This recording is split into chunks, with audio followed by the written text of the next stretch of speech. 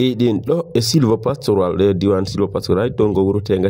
tarkina tawe région de Saint-Louis département mo Podor commune mo Fanayi falde nde sylvopastoral hoɗon gandi caravane médical mo asfo waɗatno hitane kala hikka kay caravane indiraɗo Souleymane Baal tarkina jaɓɓo ɗum wuro witenge des village no wonde Diatar ɓowde law Médine Diatɓe e Diaba innira ñalamo kay ko ministre de la santé action sociale Ibrahima Sy no wonde docteur Simodou Chatol on ɓiɓɓe sylvopastoral fof immimi e guure e keewal e peewal ngam ardi safrade safar mo wondani jobdi ɗum noon ko fedde wiiten ART association ressortissant du Takki heɓe mbaɗi jaɓɓal maɓɓe kay ngam nden ɗon dillere yettoyo to diwan Takki ɗum noon ɓiɓɓe Takkina e fof ɗum woni hen weltare ngam safrede safar mo wondani jobdi ɗum noon hin wayno witeɓe jogueɓe ko wiite ko pédiatre safroɓe sukaɓe ngari toon e gandanɗa médecine général yimɓe cabbuji kewɗi limtinɗin wonde gynécologue safroɓe rewɓe dentiste safroɓe ñeeƴi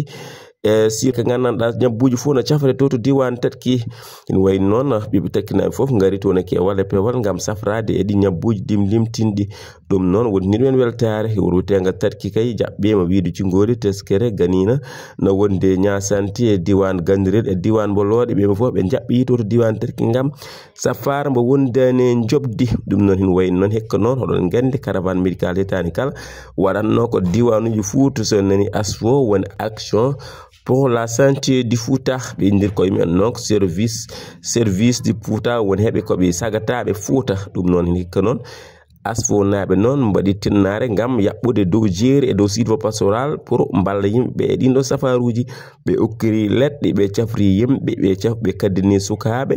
ɓe cafri rewɓe goddunoɓe e deedi jomen deedi musoji jomen gueti jomen neppi fof caframa to diwan Takki kay e worɓe nayeɓe ɓe gandanɗa mbawano immade hay nokku ɗum noon wadde wontini weltare ɓiɓɓe Takkinaɓe fof eɓe ñaago ɗum duumo hitane kala ɓe mbawa arto diwan Takki ɗum noon ɓiɓɓe Takkinaɓe mbaɗi eranga e ministre de la santé action sociale inniraɗo ñalawma ngam Takki daña hôpital mawɗo mo gandanɗa hen waɗata couvrir zone sylvopastoral hakkunde ɗo e goudron kay ma won hedde 5 ha 60 kilométre ɗum wonta ɗumen caɗele no feewi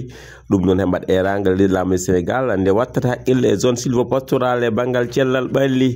ko Mohamed Nasrallah ɗo e diwan sylvopastoral ha diwan Takki tawe région de Saint-Louis département Podor radio télévision Fulɓe international